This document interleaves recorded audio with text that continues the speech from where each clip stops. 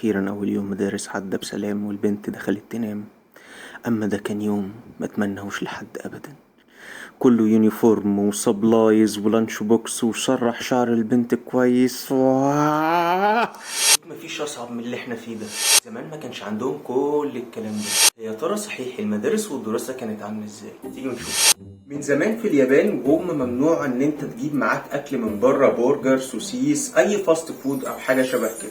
مش بس كده، ده في نهاية اليوم الدراسي كل الطلبة ويبدأوا يكنسوا الفصول ويكنسوا المدرسة كلها، وحتى الحمامات كمان هم اللي بيعملوا. فاكر ان ده غريب؟ خد الاغرب، كان عندك دور برد ورحت الفصل بتاعك وعطست، ليك لحد 3 مرات ان انت تعطس، الرابعة بتطرد من الفصل. يقول لك بقى في كوريا الموضوع اغرب واغرب، زي ما في يونيفورم للطلبه في كمان يونيفورم للمدرسين. ممنوع تماما نلبس اي حاجه فيها خاتم، عقد، سلسله، اكسسوارات، الكلام ده كله ممنوع. الهند بقى زمان ما كانش فيه كراسه وقلم، كانوا بياخدوا الواح خشب كده اهو وقلم معدني، والواجب بتاعك بيتنقش على لوح الخشب بالقلم. شوف بقى انت عندك كام ماده وهتشيل كام لوح. لو هنتكلم بقى على المناهج الطويله، فالهند عدت كل الدول.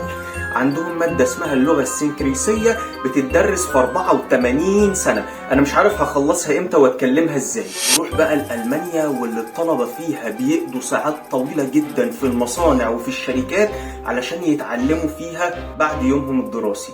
يا ولاد اللذينة، هما بقوا المان شفت من شوية. نطلع بقى على روسيا ومفيش أغرب من كده. نص اليوم الدراسي بتاعهم كانوا بدل ما بيتعلموا بالقلم والورقة كانوا بيتعلموا بالسيف والدرع. نص المنهج بتاعهم أنا بتعلم ازاي اطلع السيف بتاعي واستخدم درعي ازاي. الخلاصة احنا في نعمة نستحمل بقى اللانش بوكس والسبلايز والووتر فلاسك وكل الحاجات الظريفة دي.